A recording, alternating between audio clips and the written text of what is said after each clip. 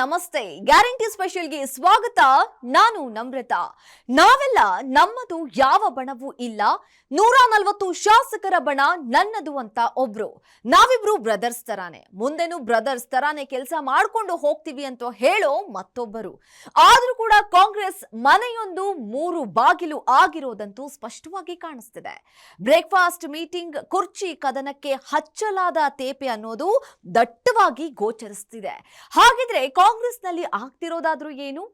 ಅಧಿವೇಶನ ಎದುರಿಗಿಟ್ಕೊಂಡೆ ಬಣಬಡಿದಾಟಕ್ಕೆ ನಿಂತಿದ್ದು ಯಾಕೆ? ಇದುವೇ ಈ ಹೊತ್ತಿನ ವಿಶೇಷ. ಸಿದ್ದುಗಣ ವರ್ಸಸ್ ಶಿವಗಣ.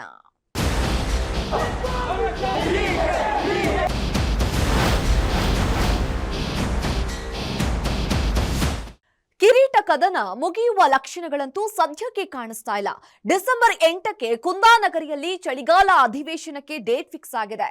ಅದರ ನಡುವೆಯೇ ಕುರ್ಚಿ ಕದನದ ಬೆಂಕಿಯಲ್ಲಿ ಚಳಿ ಕಾಯಿಸಿಕೊಳ್ಳಲು ಸಿದ್ದು ಮತ್ತು ಡಿಕೆಶಿ ಬಣ ಸಜ್ಜಾಗಿದೆ. ಇದು ಸಿಎಂ ಡಿಸಿಎಂಗೆ ಮತ್ತೊಂದು ಸಂಕಷ್ಟವನ್ನ ತಂದಿಟ್ಟಿದೆ.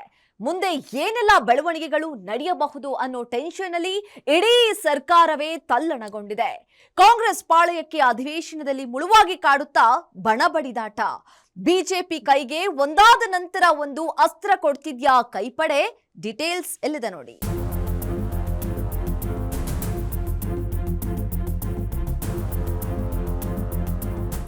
ಯಾರು ಮಧ್ಯದಲ್ಲಿ ತಾವೇ ಆಗ್ಲಿ ತಮ್ಗೆ ಗುಂಪು, ನಮ್ದು ಯಾವ ಗುಂಪು ಇಲ್ಲ.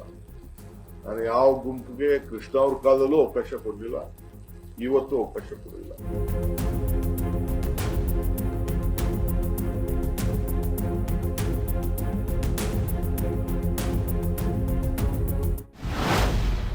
ನಾಳೆಯಿಂದ ಯಾವುದೇ ಗೊಂದಲ ಇರಲ್ಲ. ನಿಮ್ಮ ಮೂಲಕ ಹೇಳ್ತಾ ಇದ್ದೀನಿ, ಈಗಲೂ ಇಲ್ಲ, ಆದ್ರೆ ಕ್ರಿಯೇಷನ್ ಆಗ್ತಿದೆ.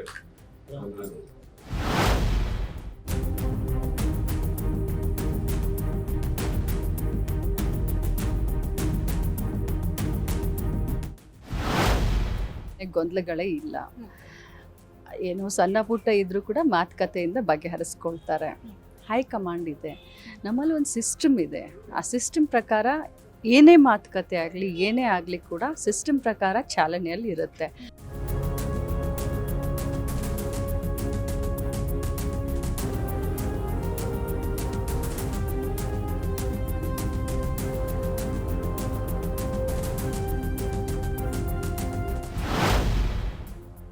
ಗೊಂದಲ ಇಲ್ಲ, ಇದ್ದರೂ ಹೈಕಮಾಂಡ್ ಬಗೆಹರಿಸುತ್ತೆ. ಇದೇ ಮಾತುಗಳು ಪದೇ ಪದೇ ಪುನರಾವರ್ತನೆ ಆಗುತ್ತಲೇ ಇವೆ. ಈ ಗೊಂದಲಗಳಿಗೆ ತೆರೆ ಎಳೆಯಲೆಂದೇ ಸಿಎಂ ಡಿಸಿಎಂ ಎರಡೆರಡು ಬ್ರೇಕ್ಫಾಸ್ಟ್ ಮೀಟಿಂಗ್ ಮಾಡಿ ನಮ್ಮಲ್ಲಿ ಏನೂ ಇಲ್ಲ, ನಾವೆಲ್ಲರೂ ಒಂದೇ ಅಂತ ಹೇಳಿದ್ರು.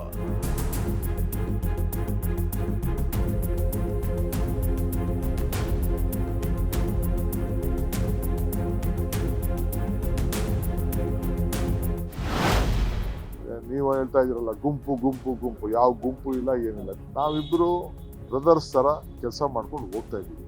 ನಾವು ಯಾವಾಗಲೂ ಬ್ರದರ್ಸೇ, ಒಂದೇ ಪಕ್ಷದಲ್ಲಿದ್ದೀವಿ, ಒಂದೇ ಸಿದ್ಧಾಂತದಲ್ಲಿ ನಂಬ್ಕೊಂಡಿದ್ದೀವಿ, ಒಟ್ಟಿಗೆ ಕೆಲಸ ಮಾಡ್ತೀವಿ.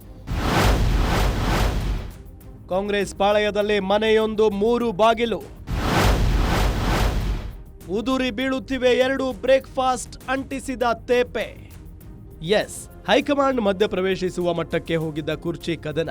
ಹೈಕಮಾಂಡ್ ಸೂಚನೆಯಂತೆಯೇ ಸಿಎಂ ಡಿಸಿಎಂ ಬ್ರೇಕ್ಫಾಸ್ಟ್ ಮೀಟಿಂಗ್ ನಡೆಸಿದ್ರು. ನಮ್ಮಲ್ಲಿ ಎಲ್ಲ ಗೊಂದಲಗಳು ಬಗೆಹರಿದಿವೆ, ನಾಳೆಯಿಂದ ಯಾವ ಗೊಂದಲಗಳೂ ಇರಲ್ಲ ಅಂತ ಖುದ್ದು ಸಿಎಂ ಕೂಡ ಹೇಳಿದ್ರು. ಅದಾದ ಬಳಿಕ ಮತ್ತೊಂದು ನಾಟಿ ಕೋಳಿ ನಾಷ್ಟಾ ಮೀಟಿಂಗ್ ಡಿಕೆ ಶಿವಕುಮಾರ್ ನಿವಾಸದಲ್ಲಿ ನಡೆಯಿತು. ಅಲ್ಲಿಯೂ ಕೂಡ ಅದೇ ಡೈಲಾಗ್ಗಳು ಮುಂದುವರೆದವು. ಆದರೆ ಅಂದು ಅಂಟಿಸಿದ ತೇಪೆ 2 ದಿನಗಳಲ್ಲಿ ಉದುರಿ ಬೀಳುತ್ತಿವೆ. ಕೈಮನೆಯ 3 ಬಾಗಿಲುಗಳು ತಾತ್ಕಾಲಿಕವಾಗಿ ಮುಚ್ಚಿಕೊಂಡಿದ್ದು ಈಗ ಮತ್ತೆ ತೆರೆದುಕೊಂಡಿವೆ. ಮರಳಿ ಬಣ ಬಡಿದಾಟಗಳು ಶುರುವಾಗಿವೆ.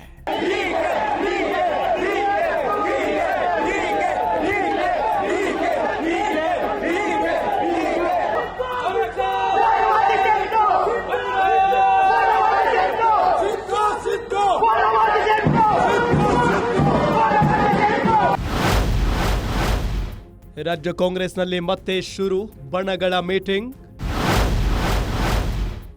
ರಾತ್ರೋರಾತ್ರಿ ಬೆಳಗಾವಿ ಸಾಹುಕಾರ್ ಮನೆಯಲ್ಲಿ ಸಭೆ. ರಾಜ್ಯಕ್ಕೆ ಎಐಸಿಸಿ ಅಧ್ಯಕ್ಷ ಮಲ್ಲಿಕಾರ್ಜುನ ಖರ್ಗೆ ಬಂದು ಹೋಗಿದ್ದಾಯ್ತು. ಎಐಸಿಸಿ ಪ್ರಧಾನ ಕಾರ್ಯದರ್ಶಿ ಕೆಸಿ ವೇಣುಗೋಪಾಲ್ ಬಂದು ಹೋಗಿದ್ದಾಯ್ತು. ಬ್ರೇಕ್ಫಾಸ್ಟ್ ಮೀಟಿಂಗ್ಗಳು ಮುಗಿದು ಒಗ್ಗಟ್ಟಿನ ಮಂತ್ರವು ಜಪಿಸಿದ್ದಾಯ್ತು. ಅದರ ಒಳಗಿರುವ ಬಿಕ್ಕಟ್ಟಿನ ಬೆಂಕಿ ಇನ್ನೂ ಆರಿಲ್ಲ. ಇನ್ನೇನು ಕೆಲವೇ ದಿನಗಳಲ್ಲಿ ಅಧಿವೇಶನ ಶುರುವಾಗಲಿದೆ. ಅದರ ನಡುವೆಯೇ ಬಣಗಳ ಮೀಟಿಂಗ್ಗಳು ಆರಂಭ ಆಗಿವೆ. ಬುಧವಾರ ಸಿದ್ದು ಆಪ್ತ ನಾಯಕರಾದ ಸಚಿವ ಸತೀಶ್ ಜಾರಕಿಹೊಳಿ, ಪರಿಷತ್ ಸದಸ್ಯ ಬಿಕೆ ಹರಿಪ್ರಸಾದ್ ಮತ್ತು ಡಾಕ್ಟರ್ ಜಿ ಪರಮೇಶ್ವರ್ ಪ್ರತ್ಯೇಕ ಸಭೆ ನಡೆಸಿದ್ದಾರೆ. ಈ ಒಂದು ಸಭೆ ಈಗ ಭಾರೀ ಕುತೂಹಲಕ್ಕೆ ಕಾರಣವಾಗಿದೆ. ಸುಮಾರು 1 ಗಂಟೆಗಳ ಕಾಲ ಮೂವರು ನಾಯಕರು ಒಟ್ಟಿಗೆ ಸೇರಿ ಮಾತನಾಡಿದ್ದಾರೆ.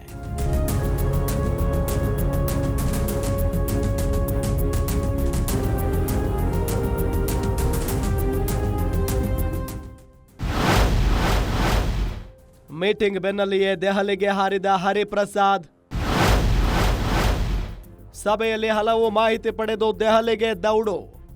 ಬುಧವಾರ ಮಂಗಳೂರಿನಲ್ಲಿ ನಡೆದ ಕಾರ್ಯಕ್ರಮದಲ್ಲಿ ಭಾಗಿಯಾದ ಬಳಿಕ ಬೆಂಗಳೂರಿಗೆ ಆಗಮಿಸಿದ ಮೂವರು ನಾಯಕರು ಸತೀಶ್ ಜಾರಕಿಹೊಳಿ ನಿವಾಸದಲ್ಲಿ ಸಭೆ ಸೇರಿದ್ದಾರೆ. ಈ ಸಭೆಯಲ್ಲಿ ಮೂವರು ನಾಯಕರು ಸಿದ್ದರಾಮಯ್ಯ ಪರವಾಗಿ ನಿಲ್ಲಲು ಸಜ್ಜಾಗಿದ್ದಾರೆ ಎಂಬ ಪಕ್ಕಾ ಮಾಹಿತಿ ಬಂದಿದೆ. ಒಂದು ವೇಳೆ ನಾಯಕತ್ವ ಬದಲಾವಣೆಯೇ ಹೈಕಮಾಂಡ್ ಅಂತಿಮ ಆಯ್ಕೆಯಾದಲ್ಲಿ ನಾವು ಸಿದ್ದರಾಮಯ್ಯ ಬೆನ್ನಿಗೆ ನಿಲ್ಲಬೇಕು. ಬದಲಾವಣೆ ಮಾಡುವುದೇ ಇದ್ದ ಪಕ್ಷದಲ್ಲಿ ಅಹಿಂದ ನಾಯಕರಿಗೆ ಮಣೆ ಹಾಕಿ ಎಂದು ಒತ್ತಾಯ ಹೇರಬೇಕು ಅಂತ ನಿರ್ಧಾರಕ್ಕೆ ಬಂದಿದ್ದಾರೆ. ಇದರ ಬೆನ್ನಲ್ಲಿಯೇ ಈಗ ಹರಿಪ್ರಸಾದ್ ದೆಹಲಿಗೆ ಹಾರಿದ್ದು ಮತ್ತಷ್ಟು ಕುತೂಹಲಕ್ಕೆ ಕಾರಣವಾಗಿದೆ. ಇನ್ನು ಮತ್ತೊಂದು ಕಡೆ ದೇವನಹಳ್ಳಿಯಲ್ಲಿ ಡಿಕೆ ಶಿವಕುಮಾರ್ ಪರ ಬಣ ಮೀಟಿಂಗ್ ನಡೆಸಿದೆ ಅಂತಲೂ ಹೇಳಲಾಗ್ತಿದೆ. ಆದರೆ ಊಟ ಮಾಡೋದನ್ನ ರಾಜಕೀಯಗೊಳಿಸುವುದು ಎಷ್ಟು ಸರಿ ಅಂತ ಪರಂ ಗರಂ ಆಗಿದ್ದಾರೆ. ಅದೇ ಊಟ ಮಾಡೋದು, ಜೊತೆನಲ್ಲಿ ಓಡಾಡೋದು, ಮತ್ತೆ ನಾವು ಜೊತೆಯಲ್ಲಿ ಟ್ರಾವೆಲ್ ಮಾಡೋದು, ಅದೇ ಒಂದು ಆತಂಕ ಸೃಷ್ಟಿ ಮಾಡೋದಾದ್ರೆ ಭಾರತೀಯ ಜನತಾ ಪಾರ್ಟಿಗೆ ಇನ್ನೂ ಜಾಸ್ತಿ ಮಾಡ್ತೀವಿ. ಬಿಜೆಪಿ ಅವ್ರಿಗೇನು ಆತಂಕ ಇಲ್ಲ ಸರ್, ಕಾಂಗ್ರೆಸ್ ಅವ್ರಿಗೆ ಸ್ವಲ್ಪ ಆತಂಕ. ನಾನು ಅದಕ್ಕೆ ಕೇಳಿದ್ದು ಅವರಿಗೆ.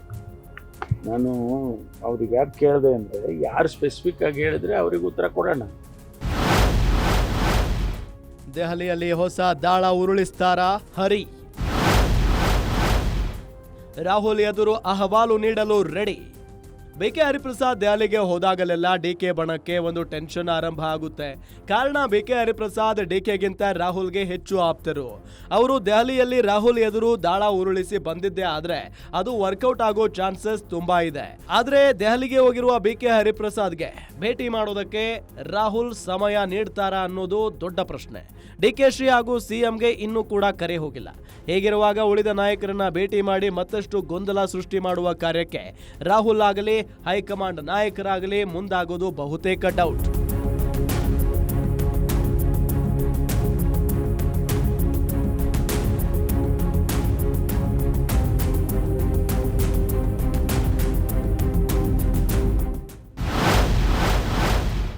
ರಾಜ್ಯ ಸಚಿವ ಸಂಪುಟದಲ್ಲಿಯೇ ಬಣ ಪಾಲಿಟಿಕ್ಸ್. ಮತ್ತೆ ದೆಹಲಿ ದಂಡಯಾತ್ರೆಗೆ ಸಜ್ಜಾದ ಡಿಕೆ ಬಣ. ಇಷ್ಟು ವರ್ಷ ಪಕ್ಷ ವಿಪಕ್ಷಗಳ ನಡುವೆ ಅಧಿವೇಶನದಲ್ಲಿ ಬಡಿದಾಟಗಳು ನಡೀತಾ ಇದ್ವು. ಆದರೆ ಈ ಬಾರಿ ಚಳಿಗಾಲದ ಅಧಿವೇಶನದಲ್ಲಿ ಬೆಳಗಾವಿಯಲ್ಲಿ ಸಚಿವ ಸಂಪುಟದಲ್ಲಿಯೇ ಬಣಗಳು ಬಡಿದಾಡಿಕೊಳ್ಳುವ ಸ್ಥಿತಿ ನಿರ್ಮಾಣವಾಗಿದೆ. ಕೆಲವು ಸಚಿವರು ಸಿದ್ದು ಮುಂದುವರಿಯಲಿ ಅಂತ ಪಟ್ಟು ಹಿಡಿದಿದ್ರೆ, ಮತ್ತೊಂದಿಷ್ಟು ಸಚಿವರು ಡಿಕೆ ಪರ ನಿಂತಿದ್ದಾರೆ. ಕೆಲವು ಶಾಸಕರು ಮರಳಿ ದೆಹಲಿ ದಂಡಯಾತ್ರೆಗೆ ತಯಾರಾಗಿದ್ದಾರೆ ಅಂತಲೂ ಹೇಳಲಾಗ್ತಿದೆ. ಹೀಗಾಗಿ ಶಾಸಕರಲ್ಲೂ ಹಾಗೂ ಕ್ಯಾಬಿನೆಟ್ನಲ್ಲೂ 2 ಬಣಗಳು ಹೆಡೆ ಎತ್ತಿವೆ. ಇದು ಮುಂಬರುವ ಅಧಿವೇಶನದಲ್ಲಿ ಕೈಪಾಳ್ಯಕ್ಕೆ ದೊಡ್ಡ ಮುಜುಗರ ತಂದೊಡ್ಡುವ ಅಪಾಯ ಇದೆ. ಹೀಗಾಗಿಯೇ ಸಿದ್ದರಾಮಯ್ಯ ಖಡಕ್ ವಾರ್ನಿಂಗ್ ಕೊಟ್ಟಿದ್ದಾರೆ.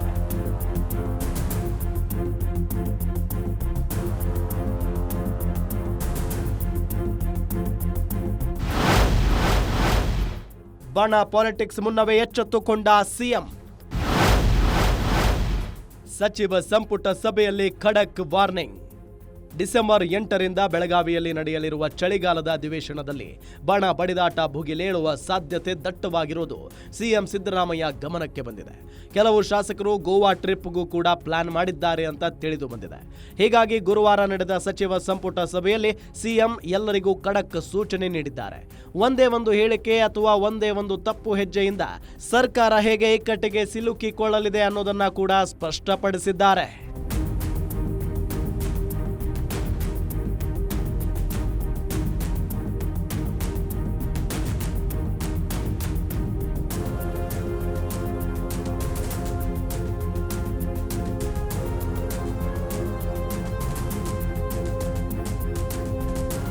ವಿಪಕ್ಷಗಳ ಮುಂದೆ ಒಗ್ಗಟ್ಟಿನ ಜಪ. ಸಚಿವ ಸಂಪುಟ ಸಭೆಯಲ್ಲಿ ಸಿಎಂ ಸಿದ್ದರಾಮಯ್ಯ ಪಾಠ. ಸಚಿವರ ಪ್ರತ್ಯೇಕ ಮೀಟಿಂಗ್ನಲ್ಲಿ ವಿಪಕ್ಷಗಳನ್ನ ಎದುರಿಸುವ ಟ್ರಿಕ್ಸ್ ಸಿಎಂ ಸಿದ್ದರಾಮಯ್ಯ ಹೇಳಿಕೊಟ್ಟಿದ್ರೆ, ಮತ್ತೊಂದು ಕಡೆ ವಿಪಕ್ಷಗಳು ಸಿದ್ದು ಸರ್ಕಾರವನ್ನ ತರಾಟೆಗೆ ತೆಗೆದುಕೊಳ್ಳಲು ರೆಡಿಯಾಗಿದೆ. ಸಿದ್ದು ಹೇಳಿದ ಪಾಠವೇನು, ವಿಪಕ್ಷಗಳು ಹೂಡಿದ ಆಟವೇನು, ಇಲ್ಲಿದೆ ಆ ಡೀಟೇಲ್ಸ್.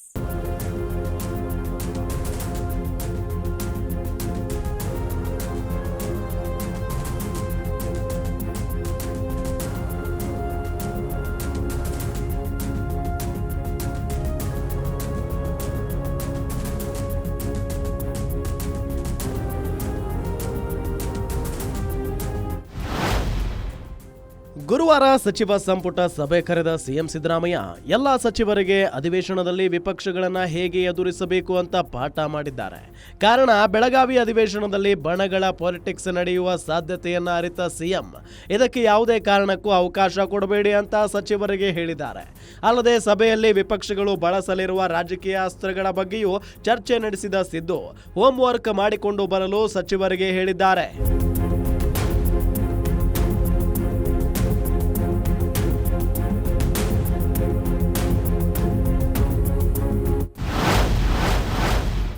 ನಾಯಕತ್ವದ ಕಿತ್ತಾಟವೇ ವಿಪಕ್ಷಗಳಿಗೆ ಅಸ್ತ್ರ. ಹೈಕಮಾಂಡ್ ನಿರ್ಧಾರಕ್ಕೆ ಬದ್ಧ, ನಮ್ಮ ಪ್ರತ್ಯಸ್ತ್ರ. ಎಸ್, ಸದ್ಯ ಸದನದಲ್ಲಿ ಆಡಳಿತ ಪಕ್ಷವನ್ನ ಮುಜುಗರಕ್ಕೆ ತಳ್ಳಲು ಹಾಗೂ ಕಟ್ಟಿ ಹಾಕಲು ವಿಪಕ್ಷಗಳ ಬಳಿ ಇರೋ ದೊಡ್ಡ ಬ್ರಹ್ಮಾಸ್ತ್ರ ಅಂದ್ರೆ ಅದು ನಾಯಕತ್ವ ಬದಲಾವಣೆಯ ಹೈಡ್ರಾಮಾಗಳು. ಕಳೆದ 3 ತಿಂಗಳಿಂದ ರಾಜ್ಯದಲ್ಲಿ ಇದೇ ನಡೆದುಕೊಂಡು ಬಂದಿದೆ. ನವೆಂಬರ್ ಆರಂಭದಿಂದ ಇದರ ಕಾವು ಹೆಚ್ಚಾಗಿದೆ. ಬಣ ಬಡಿದಾಟ, ದೆಹಲಿ ದಂಡಯಾತ್ರೆಯ ನಡುವೆಯೇ ಸರ್ಕಾರ ಕಾಲ ಕಳೆದಿದೆ. ಹೀಗಾಗಿ ಇದನ್ನೇ ಅಸ್ತ್ರವನ್ನಾಗಿ ಬಳಸಲು ವಿಪಕ್ಷ ನಾಯಕರು ಸಜ್ಜಾಗಿದ್ದಾರೆ. ಇದು ಸಿಎಂ ಸಿದ್ದರಾಮಯ್ಯ ಚೆನ್ನಾಗಿ ಬಲ್ಲರು. ಹೀಗಾಗಿ ಅವರ ಈ ಅಸ್ತ್ರಕ್ಕೆ ನಾವು ಹೈಕಮಾಂಡ್ ತೀರ್ಮಾನಕ್ಕೆ ಬದ್ಧ ಎಂಬ ಮಾತೆ ಪ್ರತ್ಯಸ್ತ್ರವಾಗಬೇಕು ಅಂತ ಸೂಚಿಸಿದ್ದಾರೆ.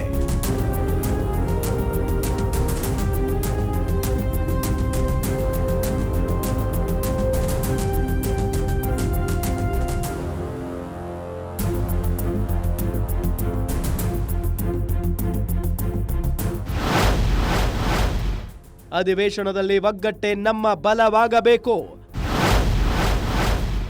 ಸರಿಯಾಗಿ ತಯಾರಿ ಮಾಡಿಕೊಂಡು ಬನ್ನಿ.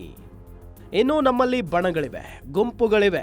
ಸರ್ಕಾರ ಅಸ್ಥಿರತೆಯಿಂದ ಕೂಡಿದೆ ಅನ್ನೋ ಆರೋಪಗಳು ಸರ್ಕಾರದ ವಿರುದ್ಧ ವಿಪಕ್ಷಗಳು ಮಾಡಲಿವೆ. ಹೀಗಾಗಿ ನಾವು ಒಗ್ಗಟ್ಟಿನಿಂದ ಇರಬೇಕು. ವಿಪಕ್ಷಗಳ ವಿರುದ್ಧ ಒಗ್ಗಟ್ಟನ್ನ ಪ್ರದರ್ಶಿಸಬೇಕು. ನಿಮ್ಮ ಇಲಾಖೆಯ ಜವಾಬ್ದಾರಿಯ ಬಗ್ಗೆ ತಿಳಿದುಕೊಳ್ಳಿ. ಸಂಪೂರ್ಣ ಸಿದ್ಧತೆಯಿಂದ ಅಧಿವೇಶನಕ್ಕೆ ಬನ್ನಿ. ಯಾರು ಕೂಡ ಯಾವುದೇ ಕಾರಣಕ್ಕೂ ಅಧಿವೇಶನದ ಸಮಯದಲ್ಲಿ ನಾಯಕತ್ವ ಬದಲಾವಣೆಯ ವಿಷಯ ತೆಗೆಯಬೇಡಿ. ಅದರ ಬಗ್ಗೆ ಯಾವುದೇ ರೀತಿಯ ಚರ್ಚೆ ಮಾಡಬೇಡಿ ಅಂತ ಖಡಕ್ ಸೂಚನೆ ನೀಡಿದ್ದಾರೆ.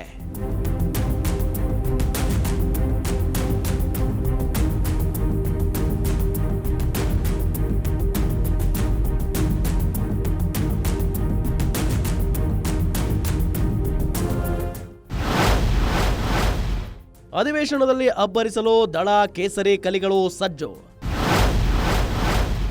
ಭ್ರಷ್ಟಾಚಾರದ ವಿರುದ್ಧವೇ ಮುಗಿ ಬೀಳಲಿವೆ ವಿಪಕ್ಷಗಳು. ಎಸ್, ಒಂದು ಕಡೆ ಕಾಂಗ್ರೆಸ್ ತನ್ನ ಸರ್ಕಾರದ ಆಡಳಿತ ವೈಖರಿಯನ್ನ ಸಮರ್ಥಿಸಲು ಒಂದೊಂದೇ ಬಾಣವನ್ನ ಬತ್ತಳಿಕೆಗೆ ಜೋಡಿಸಿಕೊಳ್ತಿದ್ರೆ, ಎತ್ತ ಕಡೆ ವಿಪಕ್ಷಗಳು ಸರ್ಕಾರದ ಮೇಲೆ ಹೂಡಲು ತಮ್ಮ ಅಸ್ತ್ರಗಳನ್ನ ಮೊನಚು ಮಾಡಿಕೊಳ್ಳುತ್ತಿವೆ. ಭ್ರಷ್ಟಾಚಾರ, ನಾಯಕತ್ವ ಬಡಿದಾಟ, ಪರ್ಸೆಂಟೇಜ್ ಸರ್ಕಾರ ಇವೆಲ್ಲವನ್ನೂ ಕೂಡ ಪ್ರಮುಖ ಅಸ್ತ್ರ ಮಾಡಿಕೊಂಡು ಅಖಾಡಕ್ಕೆ ಇಳಿಯಲು ಸಜ್ಜಾಗಿವೆ. ಅಧಿವೇಶನಕ್ಕೂ ಮುನ್ನವೇ ಕೈಪಾಳೆಯದ ವಿರುದ್ಧ ಗುಡುಗಲು ಬಿಜೆಪಿ ಪಡೆ ಶುರು ಮಾಡಿದೆ.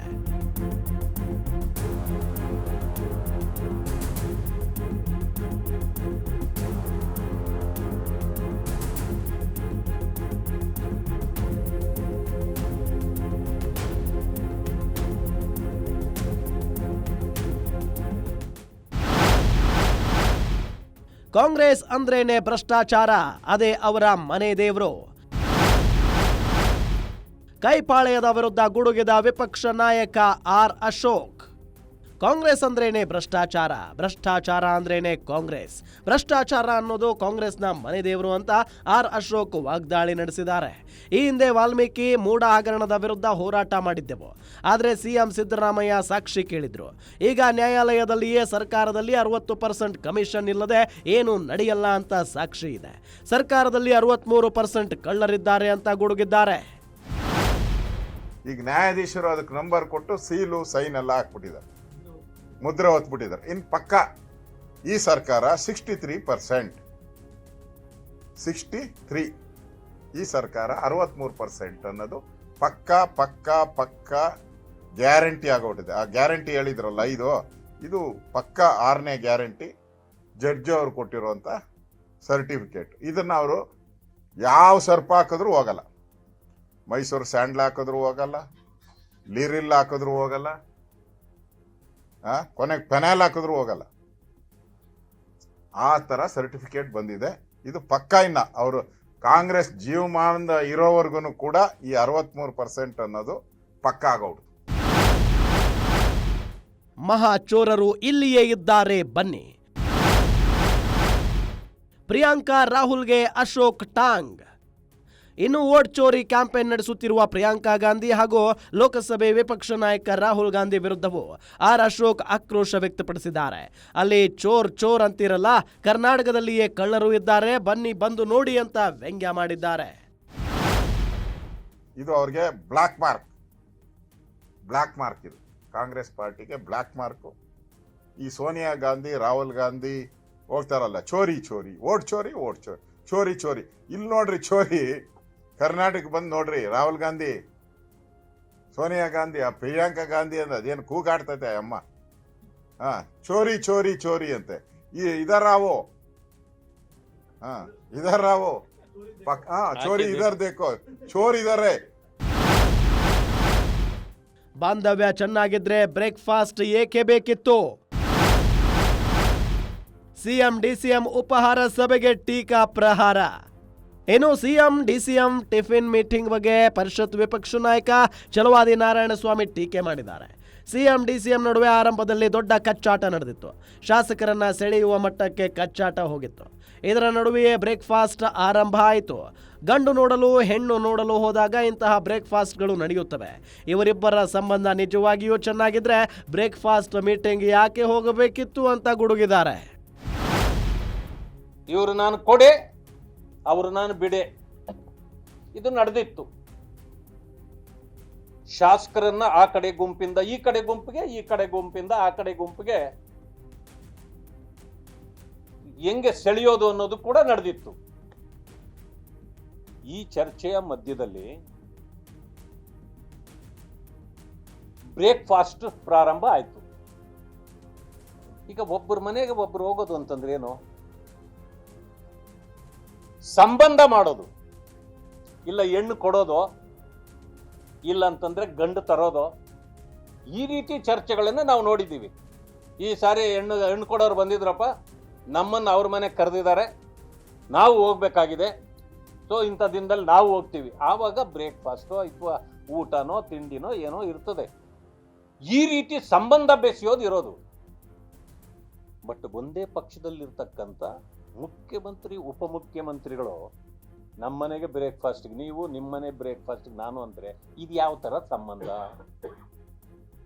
ಅಂದ್ರೆ ಒಂದೇ ಪಕ್ಷದಲ್ಲಿದ್ರು ಇವ್ರ ಸಂಬಂಧಗಳು ಸರಿ ಇರಲಿಲ್ಲ ಅಂತ ಇದರಿಂದನೇ ಗೊತ್ತಾಗತ್ತೆ. ಅದೆಲ್ಲಾದ್ರೂ ಹೋಗ್ಲಿ, ಏನ್ ಸಂಬಂಧ, ನೀವು ಯಾರು ಹೇಳಿದ್ರೋ, ನೀವೇನ್ ಸಂಬಂಧ ಮಾಡಿದ್ರೋ, ಬಟ್ ಒಂದನ್ನು ತಿಳ್ಕೊಳ್ಬೇಕು, ನೀವೇನೇ ಮಾಡಿದ್ರು ಸರ್ಕಾರ ಮಾಡ್ತಿರೋದು ಇದು. ಜನರಿಗೆ ತಿಳಿಸ್ಬೇಕು, ಇದನ್ನ ಜನಪರವಾದ ಕಾರ್ಯಕ್ರಮಗಳಾಗಬೇಕೇ ಹೊರತು ನಿಮ್ಮ ಸ್ವಕಾರ್ಯಗಳಾಗಬಾರ್ದು ಇಲ್ಲಿ. ರಾಜ್ಯ ಸರ್ಕಾರದ ವಿರುದ್ಧ ಜೆಡಿಎಸ್ ಆಕ್ರೋಶ.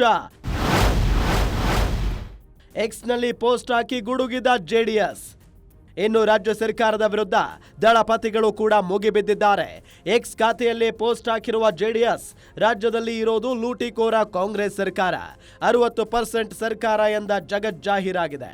ಉಪ ಲೋಕಾಯುಕ್ತ ನ್ಯಾಯಮೂರ್ತಿಗಳಾದ ಬಿ ವೀರಪ್ಪ ಅವರೇ ಸ್ವತಃ ಕಾಂಗ್ರೆಸ್ ಸರ್ಕಾರದ 63% ಕರಾಳ ಮುಖವನ್ನ ಬಹಿರಂಗಗೊಳಿಸಿದ್ದಾರೆ. ರಾಜ್ಯದ ಪ್ರತಿಯೊಂದು ಇಲಾಖೆಯಲ್ಲೂ ಭ್ರಷ್ಟಾಚಾರ ತಾಂಡವಾಡುತ್ತಿದೆ ಅಂತ ಆಕ್ರೋಶ ಹೊರಹಾಕಿದೆ.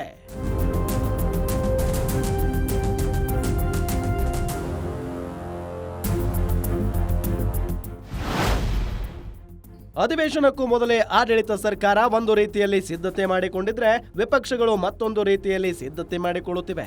ಉತ್ತರ ಕರ್ನಾಟಕದ ಬರ ಪರಿಹಾರ, ಭ್ರಷ್ಟಾಚಾರ ನಾಯಕತ್ವದ ಕಚ್ಚಾಟವನ್ನೇ ಪ್ರಮುಖ ಅಸ್ತ್ರಗಳನ್ನಾಗಿಸಿಕೊಂಡು ಸದನದಲ್ಲಿ ಸರ್ಕಾರದ ವಿರುದ್ಧ ಮುಗಿಬೀಳಲು ಜೆಡಿಎಸ್ ಹಾಗೂ ಬಿಜೆಪಿ ನಾಯಕರು ಸಜ್ಜಾಗಿದ್ದಾರೆ.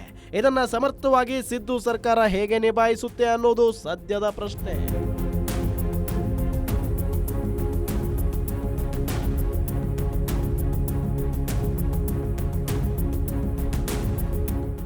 ಸಿದ್ದರಾಮಯ್ಯ ಸರ್ಕಾರ ಇದೇ ಮೊದಲ ಬಾರಿಗೆ ಸಣ್ಣದೊಂದು ಭಯದೊಂದಿಗೆ ಅಧಿವೇಶನ ನಡೆಸಲು ಹೊರಟಿದೆ. ಸದ್ಯ ಬೂದಿ ಮುಚ್ಚಿದ ಕೆಂಡದಂತಿರುವ ನಾಯಕತ್ವ ಬದಲಾವಣೆ ವಿಚಾರ ಅಧಿವೇಶನ ಸಮಯದಲ್ಲಿ ನಿಗಿನಿಗಿಗೊಂಡಲ್ಲಿ ರಾಜ್ಯ ಸರ್ಕಾರ ಇಕ್ಕಟ್ಟಿನಲ್ಲಿ ಸಿಲುಕೋದು ಪಕ್ಕಾ. ಇದನ್ನ ಸಿಎಂ, ಡಿಸಿಎಂ ಹಾಗೂ ಅವರ ಬಣಗಳು ಹೇಗೆ ನಿಭಾಯಿಸ್ತವೆ ಅನ್ನೋದನ್ನ ಕಾದು ನೋಡ್ಬೇಕಿದೆ ಅಷ್ಟೇ. ಇದಾಗಿತ್ತು ಈ ಹೊತ್ತಿನ ಗ್ಯಾರಂಟಿ ಸ್ಪೆಷಲ್. ನೋಡ್ತಾ ಇರಿ ಗ್ಯಾರಂಟಿ ನ್ಯೂಸ್, ಸುದ್ದಿ ಖಚಿತ, ನ್ಯಾಯ ನಿಶ್ಚಿತ.